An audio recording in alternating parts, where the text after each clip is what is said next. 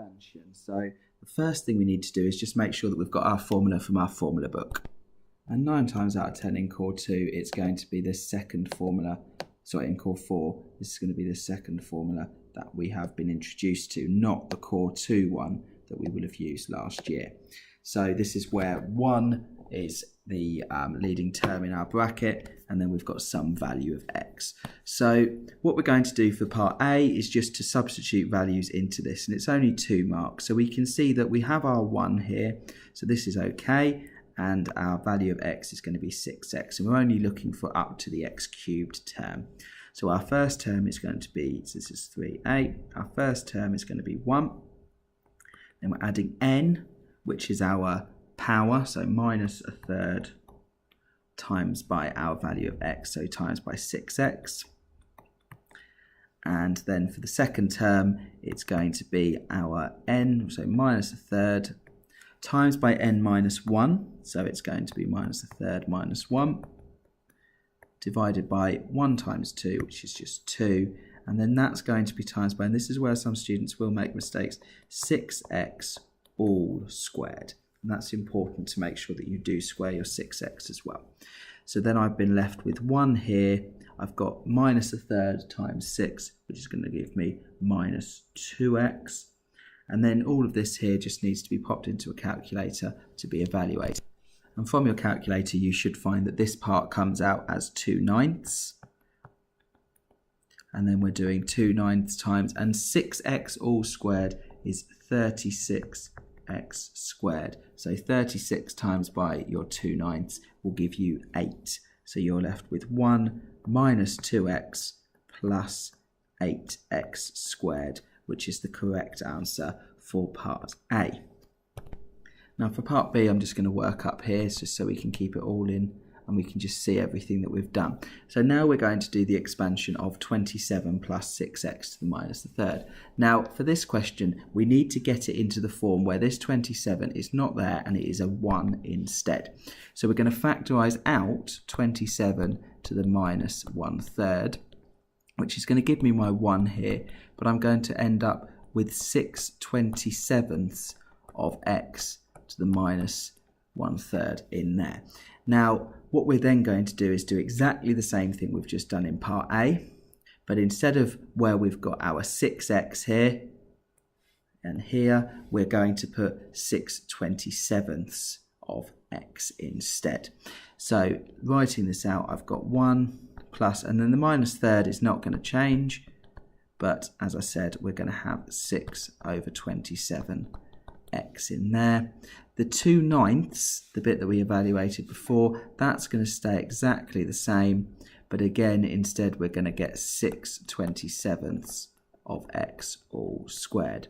And this is why it's only worth 3 marks, because I'm able to use quite a lot of what I did in part A. So then it's just a case of putting this part and this part into my calculator. So minus a third times by 6/27, that's going to be 1, and then that comes to 2/27, and just make sure you agree with that by checking it on your calculator yourself. I've then got to do the second part, and I've got to remember, again, like I said for part A, we need to make sure that we are squaring the 6/27. So if we forget to square that, we will get a different answer to what we're after. So if we do square that, we get 8/729x squared. And then that's our expansion up to the x squared coefficient for the second part of this question.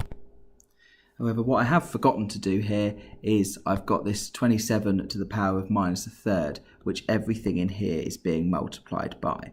So 27 to the power of minus a third here. So each thing is being multiplied by that. And again, on a calculator, if we just do 27 to the power of minus a third, we will get a third. So this whole thing, everything in here needs to be multiplied by a third. So I'm just going to make sure that it's quite clear what we're doing here. We're doing a third of 1 minus 2/27 plus the 8.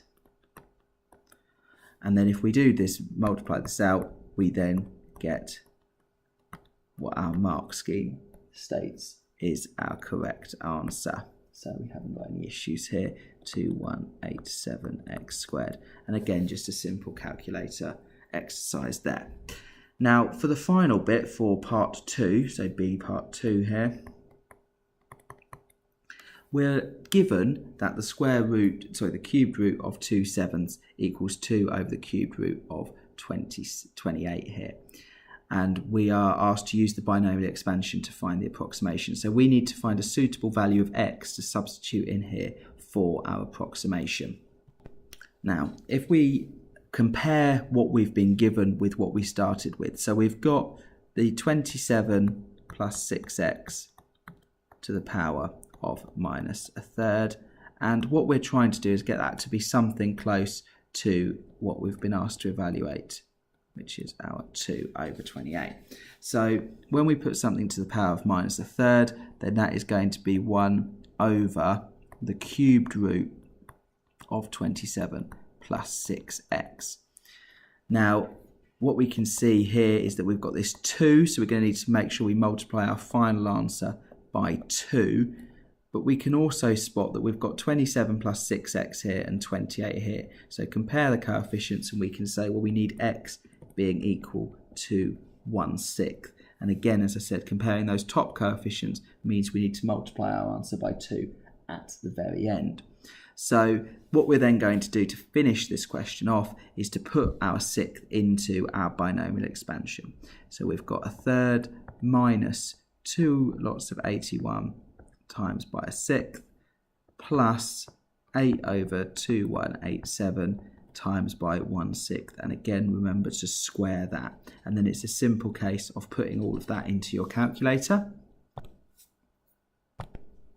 And that as a decimal comes out at 0.32933197. I've just truncated that there, but that would round as well.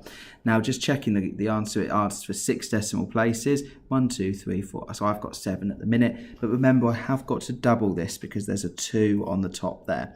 So doubling that solution gives me my final answer, which I will then round and make sure I do to 6 decimal places. 0.65869, which is then our correct answer to this one, rounded to 3 decimal places.